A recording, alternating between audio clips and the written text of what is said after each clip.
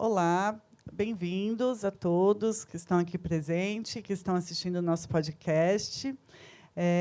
Hoje a nossa ação formativa é sobre os direitos fundamentais dos trabalhadores da cultura. A gente está aqui para discutir sobre a importância do reconhecimento e dos valores desses profissionais e o quão a gente ainda tem que conquistar, principalmente frente aos novos desafios, né, do mercado em constante mudança, números e tudo mais. E, para isso, a gente trouxe aqui a Rita, presidente do SATED, que vai estar batendo um papo aqui com a gente. A ideia é de ser um papo bem informal, trazendo ideias e, talvez, trazendo mais perguntas do que resposta. Não temos que falar nenhuma resposta, mas a ideia é a gente falar fluido aqui, ser um assunto, ser um caminho bem bacana. Bem-vinda, Rita. Obrigada. Muito obrigada, Dani. Primeiro, eu quero agradecer esse espaço, né? Eu acho que é muito importante o espaço para a gente poder conversar, para a gente poder debater a nossa condição de trabalho, os nossos direitos, que muitas vezes, né, pensando hoje em dia, em algumas situações, são vilipendiados os nossos direitos. Então, como que a gente até se reúne para falar a respeito, para colocar as pautas em discussão, e a gente vai criando mecanismos de defesa, né? Porque esse setor ele tem muitas peculiaridades. Mas, antes de seguir, eu quero desejar vida longa à minha cena. Eu acho que é super importante, quanto mais possibilidades de encontros, né, em que a gente possa se assistir, se prestigiar, e se inspirar também, né? Se inspirar, pensando o formato do edital, pensando o formato da mostra, como essa mostra pode inspirar outras mostras também, né? Então, vida longa, e agradeço o convite aqui na pessoa da Dani, que está comigo. Imagina, que prazer, que prazer. Eu quero abrir esse papo te fazendo uma pergunta bem ousada. Hoje, 2025, passando por tudo que nós passamos, né? Pandemias, questões de governos e a pejotização do profissional, enfim, todas essas pautas. Olha, temos mais uma pessoa para vir fazer parte da nossa mesa, por favor, gostaria de convidar a Tati. Imagina. A Tati, que também é do SATED, da parte administrativa, né, Rita? Diretora. Então, mas também atriz, trabalhadora da cultura, arte educadora, então vai ser um papo interessante. Porque a gente sempre acumula muitas funções na cultura, né? Sim. Eu queria trazer uma pergunta. Então, frente a tantos desafios que a gente enfrentou quais são os novos desafios que você encontra dentro do SATED, tanto deste lado do balcão hoje, enquanto presidente, quanto do outro lado do balcão, enquanto artista deste sindicato? Tá. Eu vou me autodescrever antes. Vamos. Você quer se autodescrever? Sim, eu sou uma mulher branca, de cabelo curto, uso óculos, estou com uma roupa, uma camisa rosa de passarinhos, branca, de lábios finos, e é isso. Eu me chamo Rita Teles. Rita Teles é meu nome artístico. Eu tenho 48 anos, sou uma mulher preta, uso dreads longos, eles estão de lado hoje. Eu uso uma camisa com as cores amarela, preta, vermelha e azul, que é um tecido que chama samacaca, que é originário do país de Angola. Estou com uma calça preta, estou com uma maquiagem leve, um batom vermelho, que eu quase não uso, tenho um sorriso largo, os olhos amendoados e algumas bijuterias. Um brinco no mesmo tecido da camisa, um anel preto, prateado. E é isso. Desafios. Eu acho que o primeiro grande desafio dentro do que você me pergunta, do lado de cá do balcão, é a constatação de que, infelizmente, com o passar do tempo, as pessoas foram se despolitizando. A gente tem feito, em 2025, um trabalho que, dentro do que a gente consegue fazer, de conscientização política, pensando que, quando eu falo de política, não é uma questão de política partidária. É a política da pessoa se reconhecer o seu corpo como um ser político que participa da engrenagem da cultura, né, como trabalhador da cultura, e tem a consciência de que ela é uma pessoa que é trabalhadora. Né? Eu acho que esse é um dos maiores desafios hoje, é as pessoas terem esse reconhecimento político e elas se posicionarem frente aos seus direitos, delas terem o conhecimento dos seus direitos fundamentais, que são assegurados por lei. E essa lei, ela é a Lei 6533, de 1978, que é a lei que regulamenta a profissão de artistas e técnicos de espetáculos ao vivo, né? Não, de trabalhadores da cultura em geral, né? Que o SATED representa.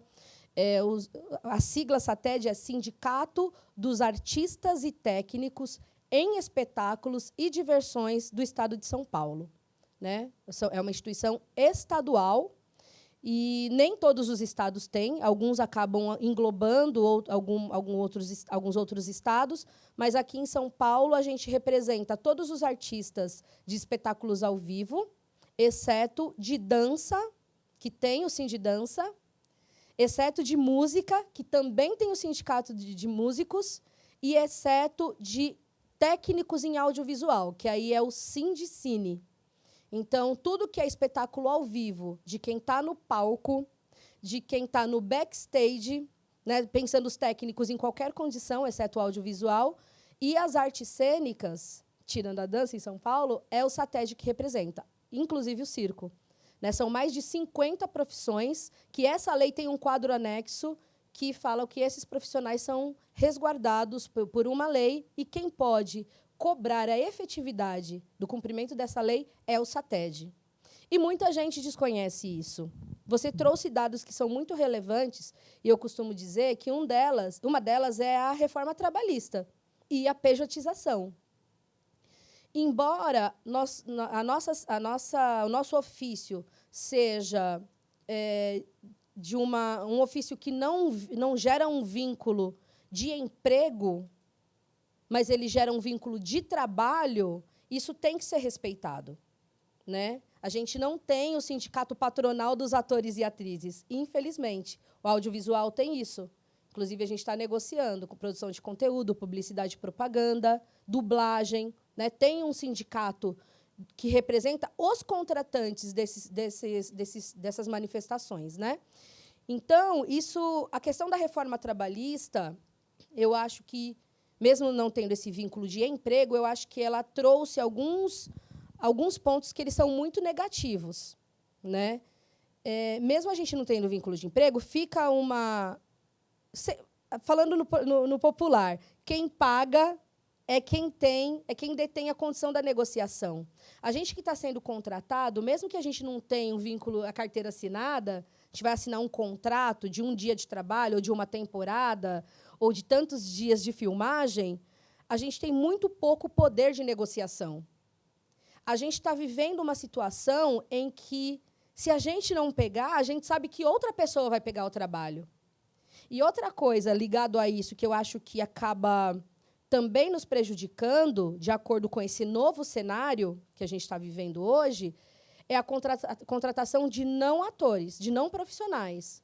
Então, às vezes, se a pessoa participou de um reality, se a pessoa é um influencer, ela não precisa fazer faculdade, estudar 5 anos, 4 anos, que nem a gente estudou.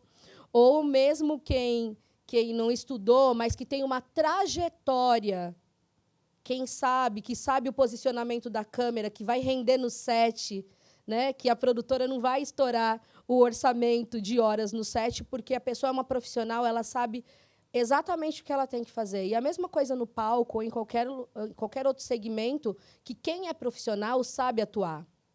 Então, a gente vem vivendo isso, essa competição também com influencers, com pessoas que não são profissionais. Então, isso também tira vagas de trabalho, oportunidades de trabalho. E outro grande vilão dessa história toda é a pejotização. Né? O que foi criado pela Receita Federal, pelo governo, para regulamentar profissões informais, acabou tendo um desvio de finalidade em que todo mundo hoje é MEI, inclusive quem tem a profissão regulamentada. Se a gente olhar ator e atriz na lista do MEI, não vai encontrar, porque não é uma profissão informal, é uma profissão regulamentada por uma lei. Né? E acontece que hoje as pessoas só conseguem trabalhar se ela tem um CNPJ, seja MEI ou seja ME, depois que ela fatura 81 mil por mês. E aí, um outro agravante relacionado a isso, Dani, é que quando a pessoa passa a ter um CNPJ, eu não sei que surto que acontece na cabeça da pessoa, que ela acha que ela é empresária, que ela não é mais uma trabalhadora e que ela não vai negociar para participar daquele filme, ou não vai participar para montar aquela luz gigante que precisa de um conhecimento técnico, e é o conhecimento daquela pessoa que está trabalhando, que tem aquele capital intelectual, que tem aquela criatividade que está à disposição de uma obra. Então, a pessoa acha que ela é empresária, acaba se confundindo CNPJ com CPF, e a pessoa passa a ter uma outra visão, assim, muitas vezes neoliberal, de que não, eu sou, né, não sou mais, não preciso disso. Isso é uma grande falácia que se volta contra a gente. Só para dar um exemplo rápido e não privatizar aqui a fala também, né? A instituição, né, o SATED, juntamente com um grupo de dubladores, foram processados. A gente está respondendo um processo no CAD sobre a acusação de formação de cartel.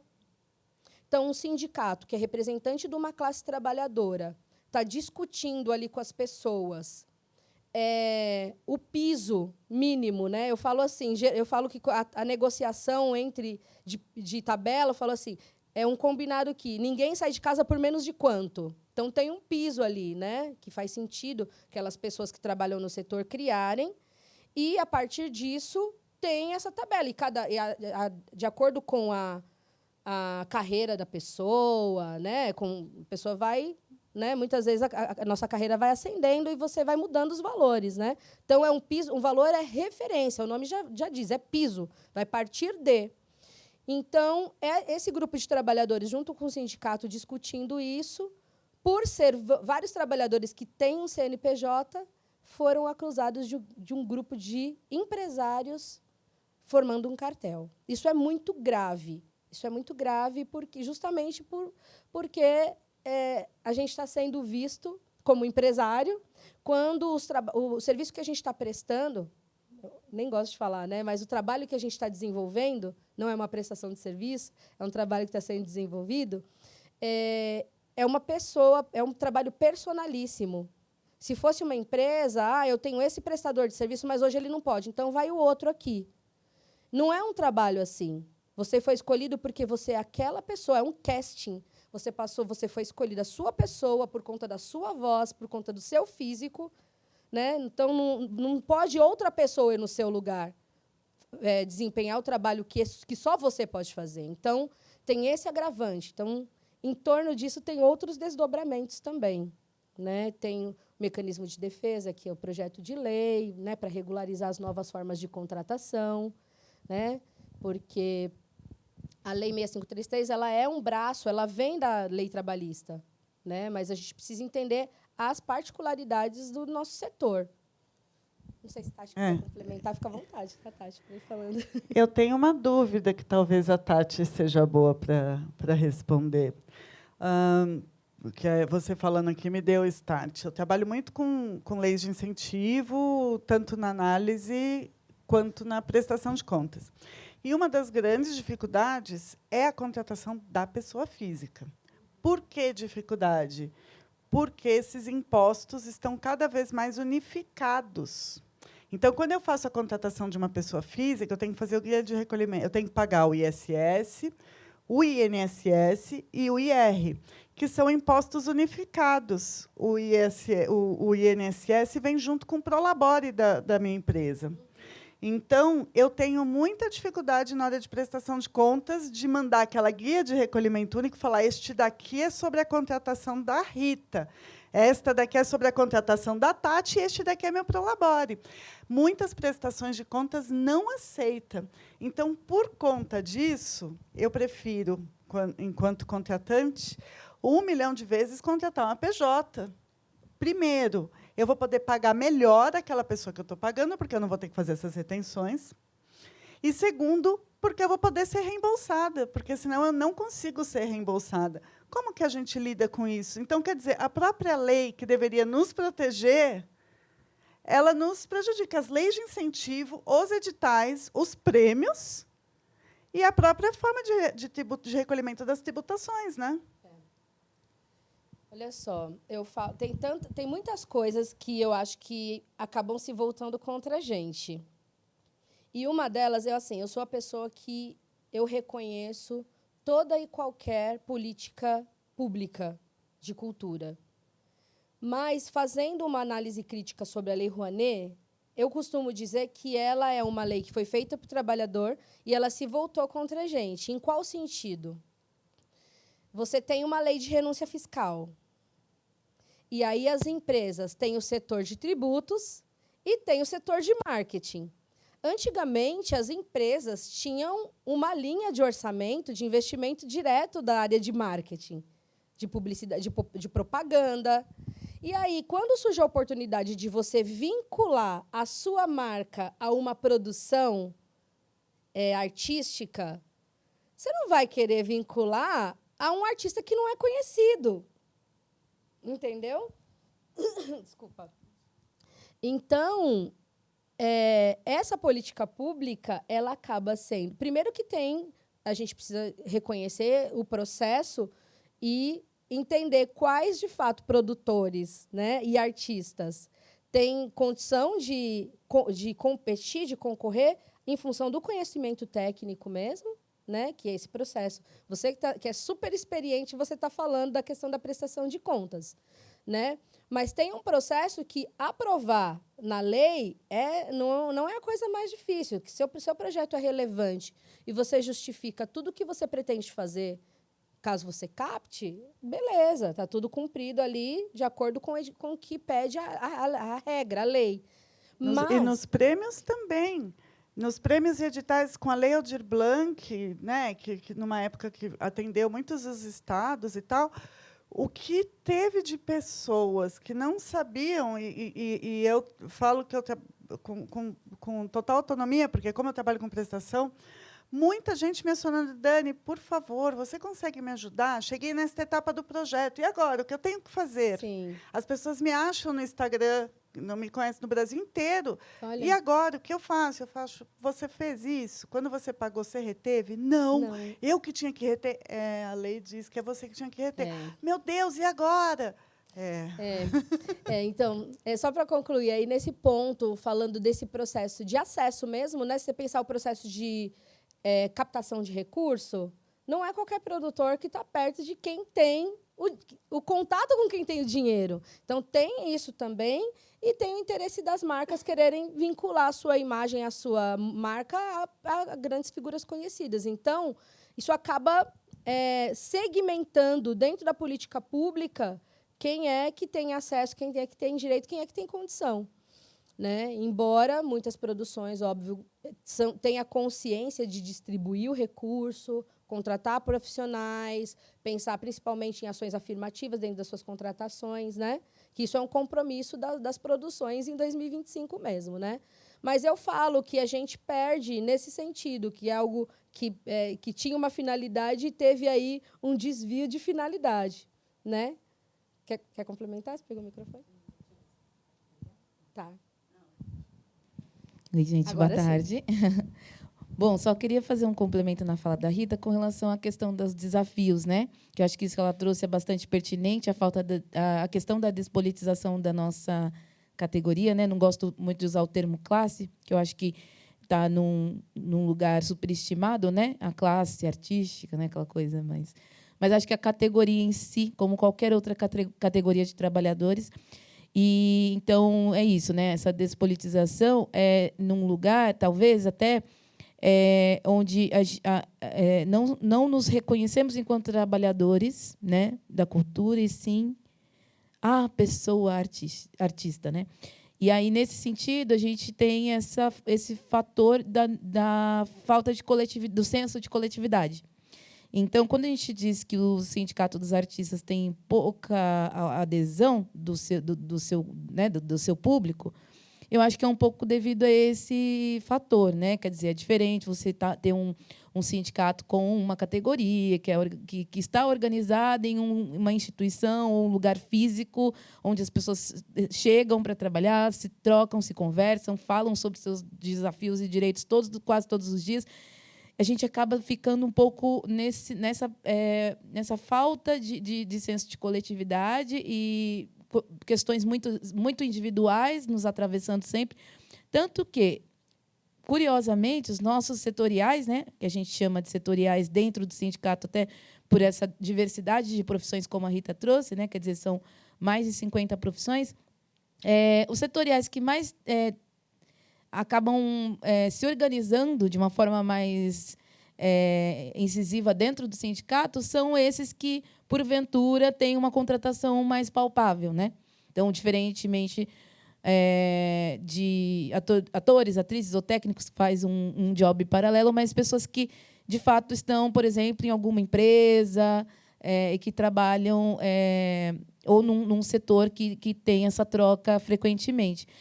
Mas eu acho que é isso, para a gente, talvez, trazendo um pouco apontando um pouco o problema e trazendo um pouco já o encaminhamento, né, como a gente poderia, acho que talvez essa conscientização através de movimentos como esse que a gente está fazendo agora, e que isso se dissipe, possa alcançar o maior número de artistas e técnicos possíveis, assim, para que cada vez mais a gente tome essa consciência e entenda e reconheça espaços onde a gente pode se organizar, né, para além do chão da fábrica. Mas, assim, ainda que a gente tenha esse estilo de trabalho mais individual, mas que a gente reconheça no sindicato, por exemplo, um lugar onde eu possa encontrar os meus pares e falar sobre: olha, eu fui contratado por X, as minhas condições de trabalho foi Y e a sua. A minha foi assim.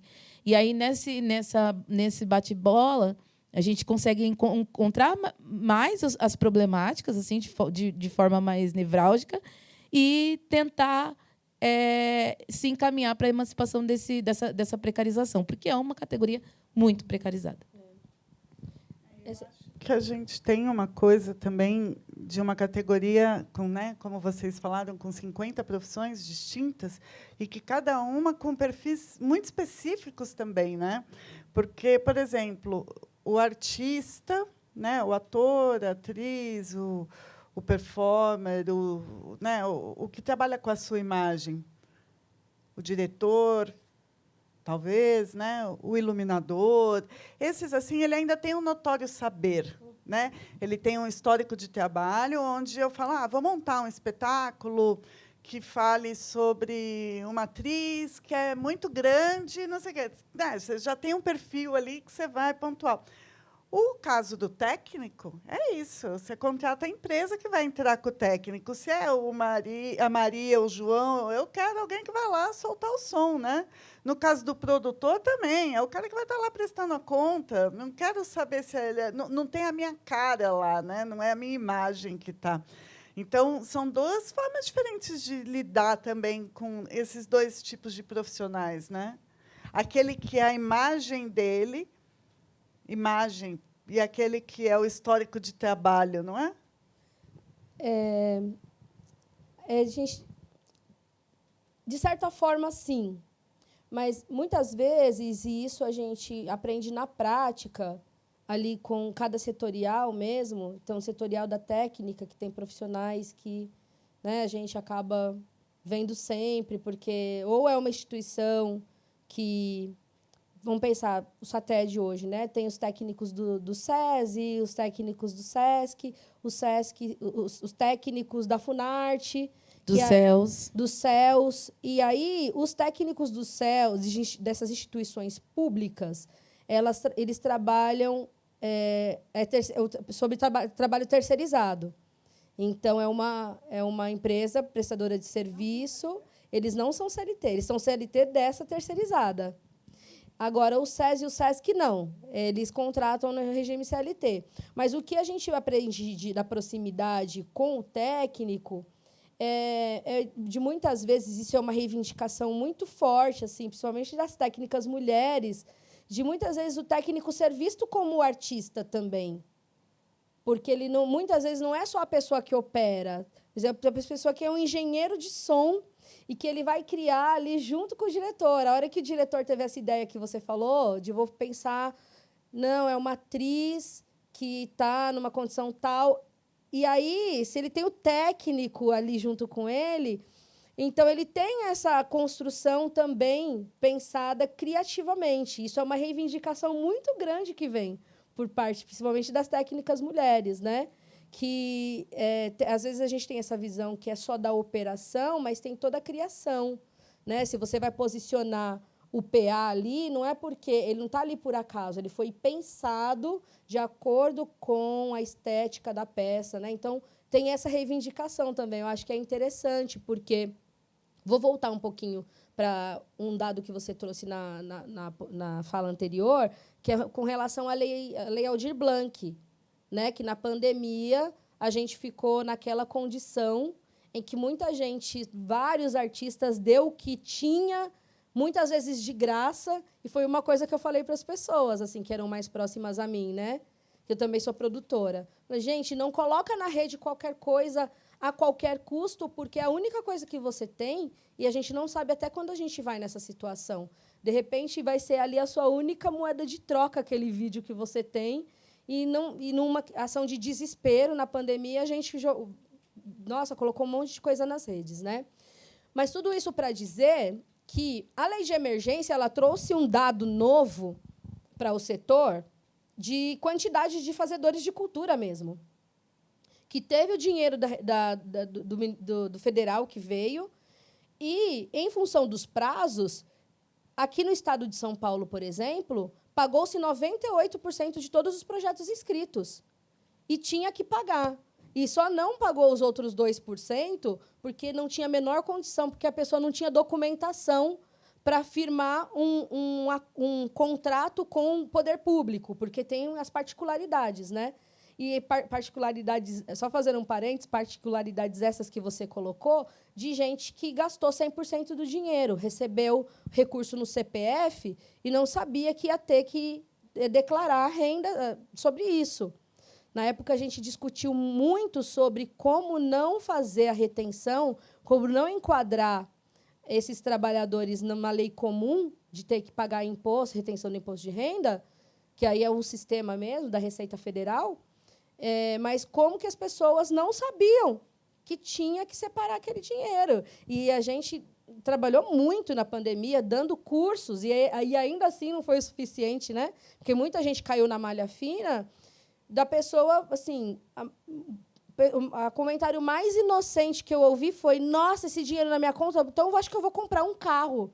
Não, peraí, você não pode comprar um carro, isso é dinheiro público. E você apresentou um projeto dizendo que ia fazer isso, isso e isso, e você tem que fazer e depois prestar conta, né? Então, estou falando tudo isso por conta, pegando a fala da Tati também, por conta da importância desses lugares de formação. Esse tipo de informação, ele precisa ser difundido, né? Seja entre a gente, que a cada coisa, né? Agora, recentemente, o SESC mudou, deu uma paulada na cabeça dos produtores de ter que primeiro aprender a subir o orçamento no PCAP e depois prestar contas e aí juntar, sendo que a gente, como presta conta de outros projetos, de outras categorias, a gente sabe que não pode ser recibo simples no pagamento, né? Porque tem retenções, e isso a gente não negocia na hora de fazer o orçamento, que muitas vezes, se a gente pagar via recibo, e mesmo que fizer todas as retenções, alguém tem que fazer. O contador. Eu não tenho orçamento do meu contador para fazer esse serviço extra. Então, veio uma nova instrução de que a gente tem que, entre a gente, uma liga para a outra, não sei como é na sua rede, Dani, mas na minha rede, entre as produtoras, como é que você está fazendo? Mas já aplicou aí? Como que foi a sua experiência com esse projeto? Mas o meu é de música, o meu é de dança. Então, entre a gente já troca informação. E é importante que a gente também vá desdobrando, porque muita gente que não fazia antes da pandemia e falava assim, nossa, eu posso recorrer a esse dinheiro público. Era muita gente que nunca tinha escrito um PROAC. E, quando escreveu, viu que ganhou. Falou, não, então esse dinheiro também é para mim. Então, muita gente já tem a formação, já está trabalhando há muito tempo na raça, mas tem gente que está entrando agora. E essas pessoas precisam saber como dançar como toca a música, senão ela vai ser prejudicada. Então, como é que a gente acolhe esses novos profissionais também? E se a gente for pensar em produções periféricas, principalmente, em que a gente acumula funções, que a gente a gente é o curador. Vamos pensar numa peça de teatro. A gente é o co-diretor, a gente é produtor, a gente é atriz, a gente é a fotógrafa, às vezes, o editor, e aí tem, enquanto a camareira... Prestador de contas. A prestadora de contas. Enquanto a gente está fazendo, tem alguém lá, fala assim, eu acho que eu sei mexer na luz. Deixa eu tentar aqui. Né? E aí se aventura e acaba aprendendo, e muita gente depois vai se especializar. Né? E tem muita gente que fala assim, exercício ilegal da profissão. A gente gosta muito, a gente como artista, quando tem gente que contrata sem DRT, a gente fala assim, você vai ao médico, você vai confiar em um médico que não tem o CRM? A gente usa muito isso. Só que o nosso setor ele tem umas particularidades que aí não é o exercício ilegal da profissão. É um setor que as pessoas vão também se identificando e se dedicando. Gente, é um ato muito corajoso a pessoa escolher ser artista num país como o Brasil. É muita coragem. Né? E aí, a gente que já está no setor, é óbvio que a gente vive uma política, recentemente, com pouco recurso que tem dos editais, imprime uma situação que a gente fica competindo entre a gente. Mas, poxa, como é que a gente não acolhe os profissionais que estão entrando no mercado? Isso porque é uma coisa que quem entra no mercado tarde acaba se balizando por baixo. E aí, às vezes, a depender da situação, acaba estragando um trabalho que a gente levou anos para a gente conseguir. Pensar, a gente estava conversando um pouquinho antes, né, de TBC. Vamos pegar o elenco do TBC. Muita gente construiu um império, construiu sua vida inteira trabalhando como ator e atriz. E aí a gente vive uma situação em que a gente aceita trabalhar por qualquer coisa só para estar, só para ser o artista, só para ser a imagem, né? É muito complexo. Então, acho que é uma função nossa também acolher quem está entrando no mercado. A gente fala muito isso, principalmente eu e o André nas nossas frentes, e tentamos trazer isso por onde a gente passa, que é a gente não se ver como competidor. Nós temos que nos unir no setor. Qualquer setor é unido. Você vai mexer com um produtor de um parafuso da indústria automobilística, a indústria automobilística inteira se une por conta daquele fornecedor de parafuso. Você vai fazer qualquer coisa no mercado agro, ninguém mais vende um alface, joga um tomate para não vender no mercado porque fizeram alguma coisa no mercado agro. Em todos os setores, esta união é super forte, tanto é que, em todos os setores, existem benefícios fiscais. Nós não somos unidos, nós, por conta do edital ser pouco e não dá para ninguém, nos vemos enquanto competidores, e nós, que geramos 3,5% do PIB, que é superior à própria indústria automobilística, quase a mesma porcentagem do setor de eletrodomésticos, não temos incentivos fiscais. E nós estamos falando de 2 segmentos que têm muitos incentivos fiscais, a indústria automobilística e os eletrodomésticos. Por quê? Porque nós não somos unidos. Exato. Porque a gente está discutindo o cobertor que é curto do edital. Então, realmente, a gente tem um caminho aí. Eu acho que... se tem uma coisa que a gente podia fazer enquanto entidades mesmo, enquanto indivíduos políticos, indivíduo Dani, indivíduo Rita, que está no SATED, né? Indivíduo Tati, enquanto indivíduos, é a gente se organizar para essa chamada mesmo de olha, gente, existem esses lugares, né? E que a gente não tenha medo de catalogar, porque é isso, o artista novo, né? O empreendedor novo, o técnico novo, ele não sabe o caminho que ele tem que seguir. Então, ele tem que estar num grupo de discussão que seja pertinente ao caminho que ele está, porque se ele entrar neste grupo de discussão, ele vai perder coisa. Da mesma forma, esse aqui, que já está um pouco mais à frente do conhecimento, se ele tiver com esse, ele vai falar, poxa, mas isso eu já sei, eu quero trocar com os meus... A gente tem que conseguir criar grupos de trabalho que dialoguem com aquilo que a gente possa estar dialogando, né, na mesma linguagem. E uma fortalece a outra, o que não significa que a gente não vai fazer, né? Você faz, eu faço, né? Quantos cursos a gente fez juntas, inclusive, pelo SATED, um curso de formação de lei de inscrição e prestação de contas. Né? A gente faz, a gente que já está há alguns anos, não precisamos falar quanto, na ativa, a gente faz, e é muito bacana. E a troca também é muito bacana, porque a gente precisa se alimentar de novos fazeres, porque os novos fazeres estão aí, a todo momento, né? Esse é um outro desafio. Isso que você está falando é brilhante, porque uma das potências assim, desses 4 anos de gestão que estamos finalizando agora, que reconheci no SATED, uma das potencialidades, assim, eu acredito, que é nossa parte da capacitação, né, que a gente chama de capacitação lá dentro do sindicato, que é quando a pessoa quer se profissionalizar. E ela procura o sindicato para a emissão do seu registro profissional. Quer dizer, através do SATED, a gente oferta o atestado de capacitação e a pessoa consegue o DRT pelo Ministério Público do Trabalho.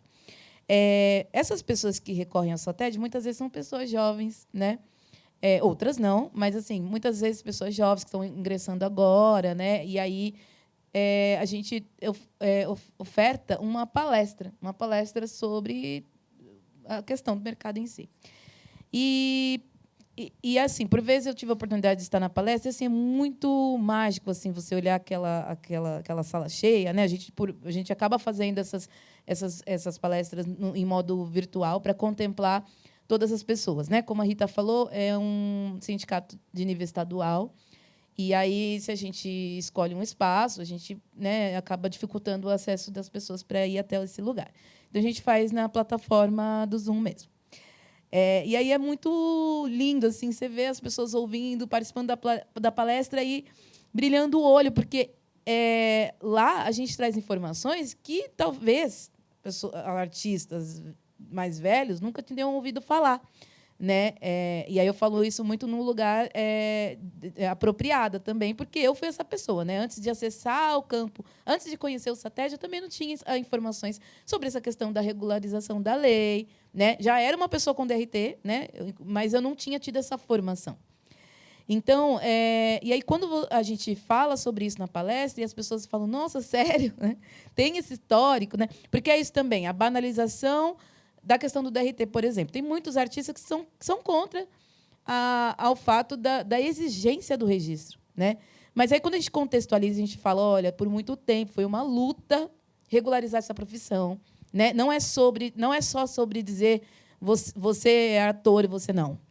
É sobre dizer que, uma vez que ator, é importante que você se profissionalize e é importante que você tenha esse registro, porque foi uma luta conseguir, né? Foi uma luta termos espaço na sociedade enquanto atores e atrizes, né? Então, que por muitos anos era associado a profissionais do sexo, por exemplo. Então, assim, as palestras, eu percebo essa sementinha que você está falando, porque é a hora que a pessoa dá aquele start e fala, poxa, eu não estou só a passeio mesmo, eu tenho... Né, que é uma coisa que eu aprendi no meu curso, quando eu me profissionalizei, há muitos anos atrás, como você disse, não importa quanto tempo, mas a minha professora falava muito, Stella Fischer, inclusive, sempre saudando as que vieram antes, e ela disse isso para mim, eu nunca vou esquecer, né? Gente, não romantizem. Quando vocês forem chamados para alguma entrevista, alguma coisa, não fala só sobre a emoção de ser ator, mas fala sobre a sua profissão, né? A gente tem direitos e deveres enquanto profissionais, né, que atuam e artistas em si. Então, não esquece dessa parte. É importante a gente ter não perder isso de vista, porque, sim, ser artista é lindo e poético, mas também é uma profissão como outra qualquer, e a gente precisa que isso seja enfatizado na sociedade. A gente precisa dizer que a gente movimenta muito dinheiro, mais do que a indústria automobilística, por exemplo. Né? Então, as palestras, para mim, são, acho que talvez, uma das coisas que eu mais gosto no sindicato, porque eu percebo que, de fato, pelo menos a gente mexe um pouco com as pessoas que estão acessando ali, adentrando, se profissionalizando e conseguem entender um pouco essa meta nossa de maior reconhecimento. Né? Muito legal, é isso aí. Meninas, a gente está no nosso tempo. Sim. Queria agradecer demais. Eu queria só falar uma coisa antes, que eu acho que é importante, baseado num dado que você trouxe, pensando os incentivos, né? Os incentivos financeiros para cada um dos setores. E aí a gente vem nessa briga, tem várias PLs para regulamentação da ação dos streamings aqui, por exemplo. São mais de 10 anos de atuação de várias plataformas de streaming, e a gente consome um monte mesmo, mas eles não recolhem, não tem um fundo setorial, e também não tem um valor que eles deixam para o país ou que seja possível investir em novas produções. E é uma lei que está tramitando, né, da regulamentação dos streams. Então, isso é fundamental, as ferramentas legais para isso. Você tinha perguntado de desafios lá no começo. Outro grande desafio é a regulamentação do uso da inteligência artificial, porque, para vários de nós, vai ser muito duro, tanto para quem pensa o roteiro, para quem vai atuar, para quem vai falar, né? Em todos os setores, a gente precisa entender como eles estão querendo substituir esse trabalho mecânico, né? A gente está chamando de sintético, de um trabalho sintético, né? E o quanto, sem falar nos efeitos que isso vai causar, a ponto da gente perder o nosso senso crítico mesmo por coisas que são do fazer humano e não da máquina, né? Então, pensar essas ferramentas legais, a regulamentação do streaming, da inteligência artificial, é fundamental. E, mais do que tudo, que é o que a gente mais tem brigado, principalmente aqui no município de São Paulo e no Estado, é a implementação do CPF da cultura, que é o Conselho Participativo, o Fundo e o Programa de Cultura, baseado no sistema do MINC.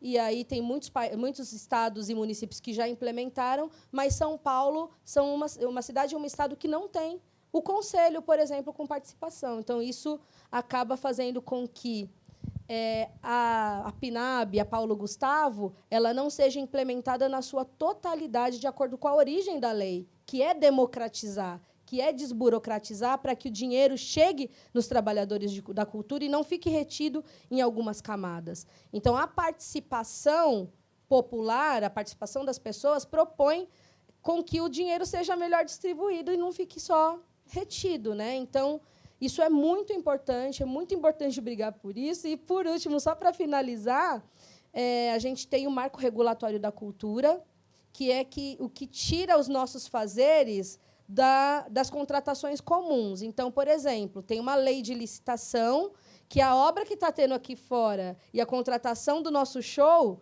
ele é julgado na mesma plataforma. Não tem diferenciação. Ele entra na lei de concorrência. Então, se a gente consegue implementar, colocar em prática o Marco Regulatório da Cultura, também é uma forma da gente conseguir fazer de uma forma mais leve, menos burocrática, e a cultura e a arte se efetive, porque, novamente, trazendo a questão da pandemia, é lamentável que as pessoas não tenham tido a noção, não tenham construído, não consigam perceber o quão é importante a arte, a cultura na vida das pessoas. A gente sabe como, na pandemia, isso salvou muitas vidas, nos curou a saúde mental à medida do possível. E quando a gente vai falar de qualquer transferência de recurso para os trabalhadores da cultura e a sociedade não apoia isso, é muito lamentável. Como outros setores que têm incentivo, né? A população se voltar contra qualquer manifestação de investimento na cultura é muito lamentável. Por isso que a gente precisa, sim, de formação política, imprescindivelmente. Acho que é isso. Mesmo. Muito lindo, muito obrigada. Eu acho que a gente poderia ter aqui mais uns 5 papos diferentes, né? Porque assunto é o que não falta, como faltam esses espaços. Eu acho que a gente podia já sair daqui com um compromisso, né, da gente organizar mais um bate-papo. A Minha Cena ela tem essa coisa da gente querer fazer as programações artísticas. É muito difícil, e a gente, como festival, a gente tenta fazer concentrado, porque o poder é maior, o dinheiro rende mais, né? As coisas, a gente consegue um alcance maior. Mas as formativas, não, né? As formativas a gente consegue ir fazendo ao longo do ano e isso, e criando. E uma outra performance, atração também é possível. A gente tem tentado isso cada vez mais. Estamos no nosso segundo, estamos nascendo, mas a gente quer muito construir. Está aqui o convite para a gente juntos ir nesse caminho. Muito obrigada. Queria agradecer a presença de todos. Vai estar no nosso podcast. Legal. Obrigada. Obrigada, gente. Até breve.